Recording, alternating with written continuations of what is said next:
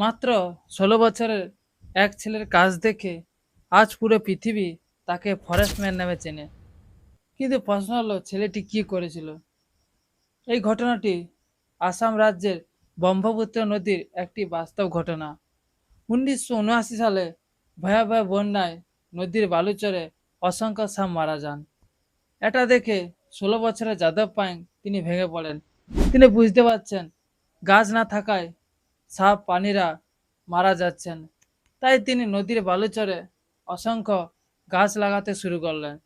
এটা দেখে সবাই হাসাহাসি করে শুরু করলো, কিন্তু তিনি থামেনি। দিনের পর দিন, মাসের পর মাস, বছরের পর বছর তিনি বাঁশের চারা গাছ লাগাতে শুরু করলেন। প্রায় ৪০ বছরের বেশি সময় ধরে তিনি এমন একটি বন তৈরি করেন যার আয়তন ৫৫০ হেক্টর। সেই বনে অসংখ্য প্রাণী যেমন বাঘ, সিংহ, গন্ডার নিরাপদে বাস করছে। এই ঘটনা থেকে আমরা একটি শিক্ষা পাই, পৃথিবী বদলাতে সবসময় হাজার হাজার মানুষের দরকার হয় না, একজন মানুষই যথেষ্ট, যদি তার ইচ্ছে শক্তি বেশি থাকে। এই ঘটনাটি বিভিন্ন সংবাদপত্রের মাধ্যমে প্রকাশিত হয়েছে। একটি ছোট ভালো কাজকে ছোট করো না। হয়তো আজ তোমার একটি সিদ্ধান্ত ভবিষ্যতে হাজার প্রাণের আশ্রয় হয়ে উঠে।